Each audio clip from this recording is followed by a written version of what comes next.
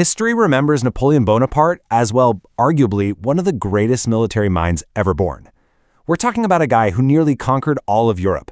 Kingdoms literally collapsed in front of him. Empires trembled just hearing his name. And honestly, for a fleeting moment there, it truly seemed like his march was absolutely unstoppable. But eventually, as we all know, Napoleon lost. Or at least that's the history we've been taught. Welcome to today's Explainer, because right now, we are stepping into a radically different timeline.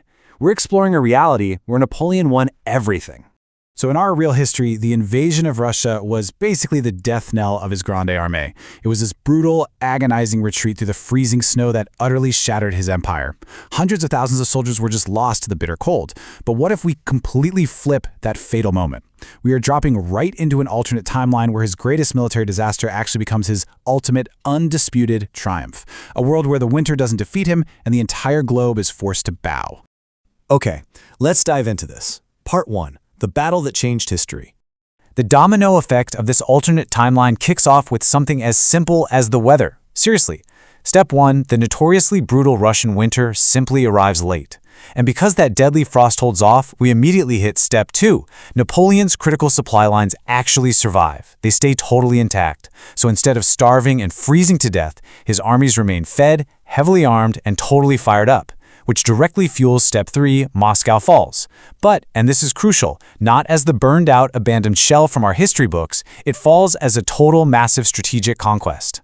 The psychological blow to the Russian Empire is just too much to bear, and that leads us to the final domino, Step 4. Russia is forced into a total, unconditional surrender. Without the snow to stop him, Napoleon genuinely becomes unstoppable. Part 2, Europe under one emperor. So with Russia entirely out of the picture, the global power dynamic shifts literally overnight. The remaining opposing kingdoms, they just completely shatter. Without continental allies or that Russian pressure in the east to distract the French, Britain finds itself completely isolated, just hiding behind its navy and entirely cut off from European trade. Austria is quickly and decisively crushed. They just can't resist the unified military might marching right at them. And then Prussia entirely collapses under the overwhelming weight of the French war machine. I mean, in a matter of mere months, the map is entirely redrawn. Europe fully unites under a single invincible imperial banner. And as you might guess, with total military victory comes absolute cultural dominance. Paris doesn't just remain a capital city, it transforms into the undisputed center of the entire world. As the empire consolidates this immense power, French culture, architecture, and language spread globally, touching literally every corner of this new, unified society. I want you to imagine Paris as the sprawling, unmatched global hub of art, science, and absolute governance. The brightest minds from every single conquered nation are brought straight to the capital, turning it into a beacon of progress that completely outshines every other city on Earth. Moving right along to Part 3, the Age of Empires. Under Napoleon's unified rule, rapid peace leads to some rapid, explosive progress.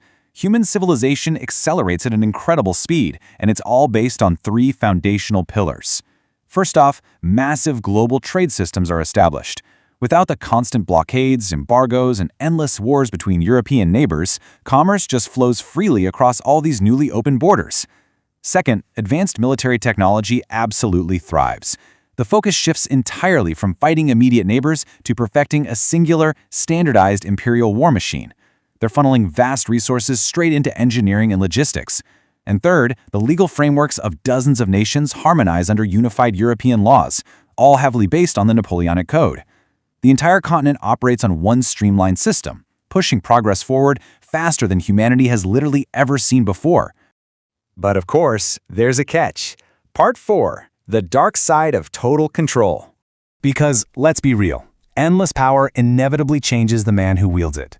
That utopian acceleration we were just talking about? Yeah, it comes with an incredibly ominous cost. Napoleon develops this deep, terrifying obsession with immortality. And I don't just mean the endurance of his personal legacy, but of his total, suffocating grip on society. Human freedom completely disappears. In its place, massive overarching surveillance grows across the continent. Dissent is quietly and very efficiently erased. So that united, progressive Europe we saw a minute ago, it slowly transforms into a cold, calculating imperial machine. It effectively becomes a mass surveillance state running purely on the engine of absolute, total control. Which brings us to Part 5, the cybernetic Napoleonic future. So what happens when we project this timeline out over centuries? Well, we plunge directly into a dystopian sci-fi reality. Just picture a futuristic Paris megacity, a sprawling, towering metropolis of steel and neon, reflecting hundreds of years of uninterrupted imperial wealth and dominance. And guarding its vast borders are cybernetic imperial armies, the terrifying logical evolution of Napoleon's once unstoppable forces, heavily augmented by technology so they never feel fatigue or fear. And at the helm of all of this, AI emperors, seamlessly continuing Napoleon's dynasty. The ancient empire perfectly merges with futuristic technology, creating a world where the emperor's will is eternal, calculated, and executed flawlessly by artificial intelligence. Absolutely wild, right? So, the crucial point is, Part 6, Peace versus Human Freedom. Napoleon Bonaparte once famously said, "Impossible is a word found only in the dictionary of fools." In the timeline we've explored today, we are vividly reminded of what happens when that relentless philosophy is taken to its absolute limit. It is a world entirely molded by a singular vision, where boundaries and limitations simply cease to exist. For the emperor, nothing was truly impossible. But that limitless ambition leaves humanity with a truly terrifying trade-off. Think about it. Would a completely united world create an era of endless, unprecedented peace? Or would it destroy human freedom forever? A society entirely free from war, but completely empty of liberty? That is the ultimate, inescapable cost of this alternate reality. If you enjoyed this deep dive into what could have been, make sure to subscribe to Alternate into Haas for more journeys through alternate history. Because history's greatest questions still echo through time.